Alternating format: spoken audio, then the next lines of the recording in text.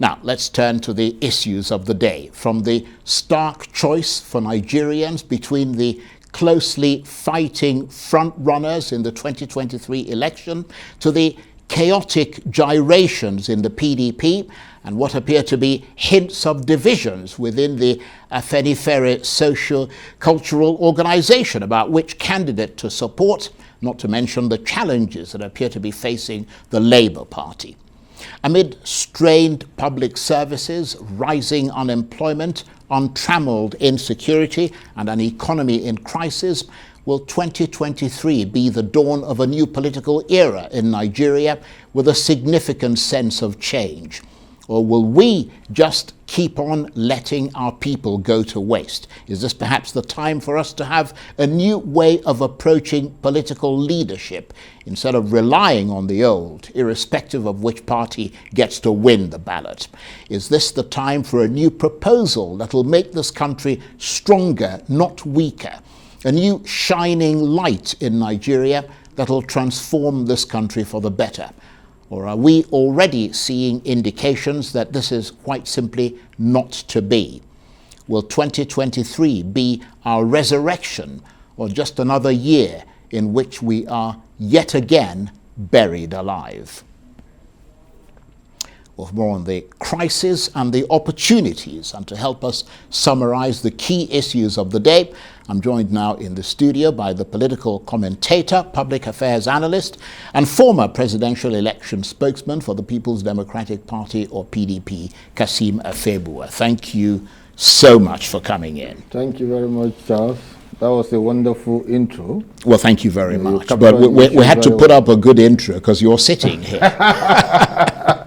And we can't afford... No, you quite captured the issues very well. Not to put out the best. But let's be clear from the outset whether you support any particular candidate and are therefore partisan, or whether you're a classic floating voter. I'm supporting, I have said it repeatedly even on your program here, I'm supporting Asiwaju Bola Ahmed Tinubu. Okay, so we're clear. I'm not a member of APC. Right, but you just support. You've chosen your candidate, and you're not. You're not shy in identifying with them. No, at all. Right. So, what moves you in trying to choose a leader? What defines who you want to see in Aso Rock? In 2023? Well, my choice for Asiwaju Bola Ahmed Tinubu was informed by too many factors, chief of which is the fact that Asiwaju Bola Ahmed Tinubu has an activist mind and was in the front runner for the birthing of this democracy in 1999. I remember the days of the military, how he went on exile, he joined other like minds, set up Nadeco, start fighting from the trenches. You know, even the injury of NICAP that he recently replaced was a function of one of those activities when he fell down along Ikorodu Road. And so that had remained with him for quite some time until he now chose to do a NICAP replacement. So for me, this is the first time he's contesting for president. He's not a perennial candidate. He understands the issues. He has built friends and network across the country. He has friends almost everywhere in this country. He presided over Lagos for 8 years and set the roadmap, you know, for a new Lagos. And if you know Lagos pre-1999 and you go now, even 8 years after he left, you see a remarkable difference in terms of infrastructure and in terms of even quality of life of the people. So for me, I want someone who can interrogate the issues, someone who is bold to take very bold decisions, someone who has a political will and is ready to use it, and not those who will, you know, quibble into some level of ethnicity in terms of national politics. He is very conversational, you know. He enjoys the resource of dialogue in resolving issues. He likes to engage people. I have interacted with him several times. Even last week we had interaction, and I find him to be very strategic in terms of his mindset about one Nigeria. And so he captured my aspiration. Well, you've set it out very cleally, and I'm sure he's dancing in his shoes at the moment, having heard you sort of speak so eloquently about him. But then, of course, we heard reports earlier of the Yoruba socio-cultural organization Afenifere, supposedly split down the middle, with one half endorsing Peter Obi and the other endorsing Bola Ahmed Tinubu. But now we're hearing that Pa Reuben Fashoranti, who reportedly led the endorsement of Tinubu, is now saying that he never did. And that he only prayed for Tinubu and would do the same for Peter Obi, and that the official endorsement of Afenifere is for Obi. What's your reading of all of that? And how relevant is it? Or perhaps it's irrelevant. You see, in politics, you are expected to see scenarios such as this. When elections are coming, that is when suddenly you begin to hear a lot of socio-cultural groups and all of that. I am more persuaded by the persuasions, leanings, philosophy and ideologies of political parties under a democracy. I don't want to be detained within the cocoon of socio-cultural groups, interest group, and what have you. But in a country as plural as Nigeria, with several interests competing for attention, you can't rule it out. But surely you must consider to have considerable weight. No, please. You see, Charles, it's not about Afenifere having considerable weight. We are talking about democracy where the votes should naturally count. In the final analysis. But it's about mustering and those you see, I do respect Fashoranti. In that gathering, I saw Olufalaye. I remember Olufalaye saying that he never endorsed Peter Obi when they were trying to put him alongside with Adebanjo and all of that. Before now, we know that Afenifere has been in two groups, two factions, so to speak. Akirinade, Fashoranti, Olufalaye and all of that. They were in one part, and Adebanjo and others are in another. But what matters to me is the fact that each of these groups will have their own sphere of influence. They will have those who are their followers, and they should be able to translate what they have given Tinubu into practice by giving him votes, because at the end of the day, we want to see how many votes Tinubu is able to garner in the Southwest. But I do not see any candidate that can uproot Tinubu from the Southwest zone, whether there's Afenifere or no Afenifere. He has been a formidable player in the politics of the Southwest. APC is strong in the Southwest. And if the readings we're getting from all the news from the Southwest are anything to go by with respect to the Deputy Governor of Oyo State, bringing goodwill message to him in Akure, it means that there's a likelihood that Seyi Makinde may be supporting Tinubu. You never can tell. This is politics. But essentially, Tinubu has been around. And he's been around for democracy. And he's been around for the right reasons. He's built parties from AD. When he joined AD, he contested, he left to AC. From AC, metamorphosed to AC, and even gave platform to candidate of the PDP in 2007 to run for presidency. Then ACN, from ACN he joined with CPC and a splinter group of AMPP and Afghan to form the APC. And in 2015, you can't take it away from him that he put up a formidable fight to ensure that an incumbent president was defeated. So anyhow you look at him, I think it's a formidable political force. Right. And Afenifere supporting him, whether from the leftist group or the rightist group, as the way they appear to be, is just going to be a plus. And somebody whispered in my ear just now a curiosity, because you said you're not a member of the APC, but are you a member of the Tinubu presidential campaign council? I am not.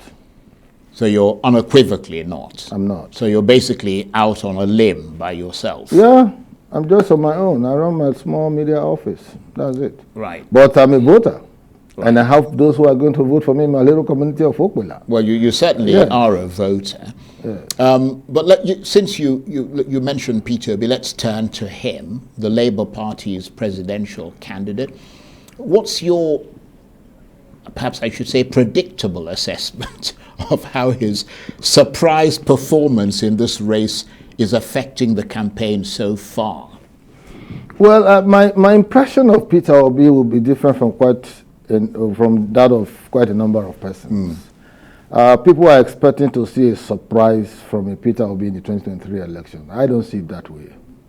Peter Obi is good to be in the race so that he can begin to aggregate the collective interests of some of the youths. I say some of the youths advisedly because every of the presidential candidate has, his own youth following. Now, if you look at the Labour Party is going to be the logo that will appear on the ballot paper and not the face of Peter Obi.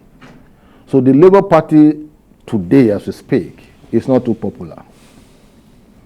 And why is this so? Because they don't have enough candidates that are running for House of Reps, Senate, House of Assembly. Across the state of the Federation, we have about 8,000, maybe 820 House of Assembly seats, if I get my figures right. And that means it's a huge constituency for carrying out campaigns at the local level. Now, if you have such kind of scenario, and you don't have candidates that will be campaigning for you when you are not there, or campaigning for themselves, and by extension, putting your face on their own poster, it becomes a problem. Peter Obi can't be everywhere all the time, just like a Tinubu or an Atiku. But those who are running under the banner of the party will be campaigning and using his name.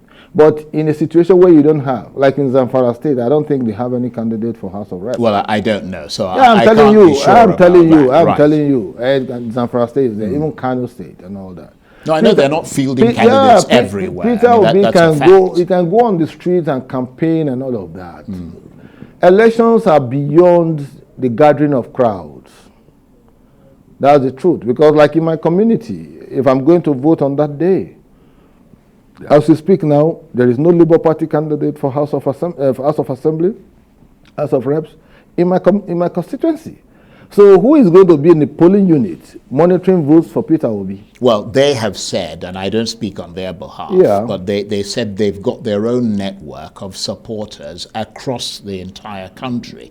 And it is important, I think, to note that even if they don't have complete representation, and as I said, I don't speak for them, I'm simply speaking about the things that they have said, that they say they have people who are representing them across the entire country. So we'll just have to wait and see how that turns out when the elections come. The point is that in politics, you have to have a buy-in into the aspiration of someone. Yeah, but that's the old way of doing things in Nigeria, isn't it? And they're saying that they are coming out with a revolutionary kind of approach to politics. It will be good. I don't begrudge Peter Obi. If he emerges the president of this country, all well and good. But I'm telling you that. Well, it wouldn't be all well and good because your candidate would have lost. No, wait. You see, I am not a bad sportsman. My candidate has spoken earlier today, that anybody who will beat him will sweat it out more. So, because he is not resting, he's going around. Tomorrow, he's going to be addressing the private sector and all of that businessmen in Lagos at the court at 12 noon. So, he's been engaging with people, different sociocultural groups, ethnic groups, political groups, and all of that. He was in Kano for 4 days, meeting with people. He's going to go around like that. He's going to organize town hall meetings and all of that. Every candidate should be able to reach out to Nigerians, because in 2023, there's opportunity gap between now and then. You still have about 90 to almost 100 days to campaign. Unlike before, when it used to be 60 days to election before you start campaigns. So now, candidates can even go beyond the state capitals and visit big towns and local governments to connect with the people. There has to be some level of connection. You see, I want someone who can unite this country, build some level of cohesion, and be able to, engage Nigerians in conversation. That's why I chose Bola Ahmed Tinubu. Right. Because he's not afraid to engage, He's not afraid to discuss, he's not afraid to engage. Well, in that respect, let's turn to your favorite party, tongue-in-cheek, the PDP. What do you make of the... oh my God. Well, I have to ask you. Yes, go ahead. I mean, it was your party Go until ahead. recently. Yes, go ahead. What do you make of the latest political gyrations in the PDP? Well, there are so many perspectives. You see, I predicted this. Oftentimes when I speak, they don't take me serious. But when the issues come into the front burner, they begin to remember that, yes, someone said it. Perhaps because of my small stature, and they feel that, who is Kassim Afegbua to say this? I've often said that you cannot build something on injustice. Anything that you build on injustice will not stand the test of time. You see, the PDP will have been in a better position to contend for power in 2023 if they were able to exhibit fairness, fair play, justice and equity in the way and manner they went about their primaries. You see, the moment you begin to turn the hand of the clock anti-clockwise, just to suit your own bobo's ego, and you are feeling so magisterial because you feel that, you've got the war chest, then you are going to be missing the point, the missing link of what caters for minority within a majority and the minor minorities. You see, Nigeria is a country of sub-nations within the nation itself. If you don't cater for those interests by way of balancing factors and all of that, you are going to be missing the point. I said it repeatedly, Nigeria is a creation of northern and southern protectorates. Anybody who is saying otherwise does not know our history. It's a forced marriage, but we have come to live with it for over 100 years. We're okay with that. We're ready to go ahead as one nation. But there has to be internal mechanism for power control. And once you don't balance these power algorithms, there is no how you'll be digging deep into schisms, all manners of parochial thinking and, manipulation, gerrymandering and all of that. And this is what is playing out in the PDP.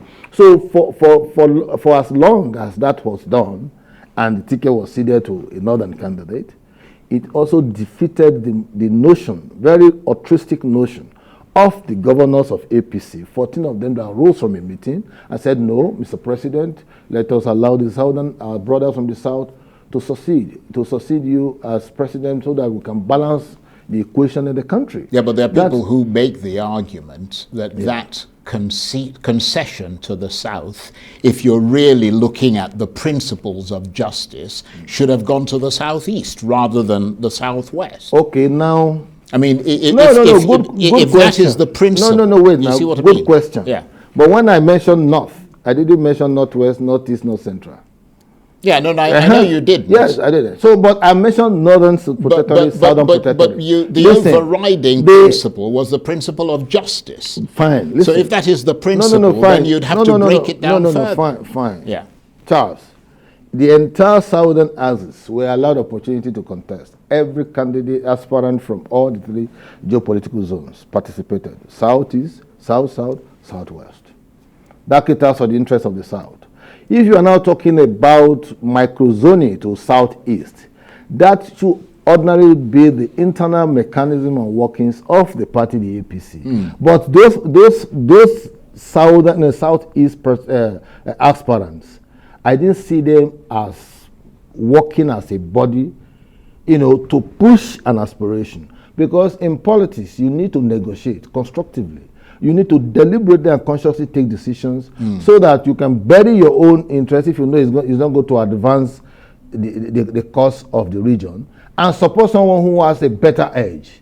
But in this case, we had aspirants, more than 4 or 5 of them, who collected the forms, who imagine if one person had collected form and the 100 million the others pay, they mass it around the person and to push the aspiration. Perhaps they would have gone far. But for me, I am satisfied that at least We have southern candidates in APC, and Labour Party also has a southern candidate. But in spite of this chaos that's apparent to everyone, I mean, the PDP stalwarts keep giving off this vibe that they kind of know what they're doing. They're in control. Everything will be all right in the end, and they've got a plan. But is it, in your assessment, starting to look like that plan may not work out with less than 4 months to go before the election? What kind of plan? Well, I mean, they're going about their campaign and getting on with it. They are just pleasing their ordinary recesses. They know in their heart of hearts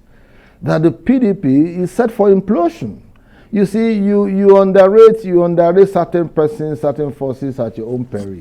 Don't forget that Wike has been a very formidable, sponsor of the PDP when everyone, was not ready to deal with PDP at all.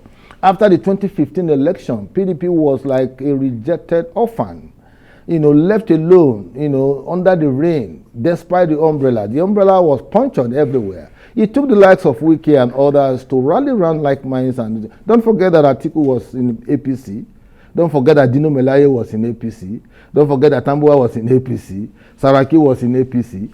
All of these factors, about 5 governors, or 7 of them, they were all in APC. Musa Konkos, all of them, they were in APC. In fact, some of them even contested primaries under APC. So they abandoned the PDP and all of that.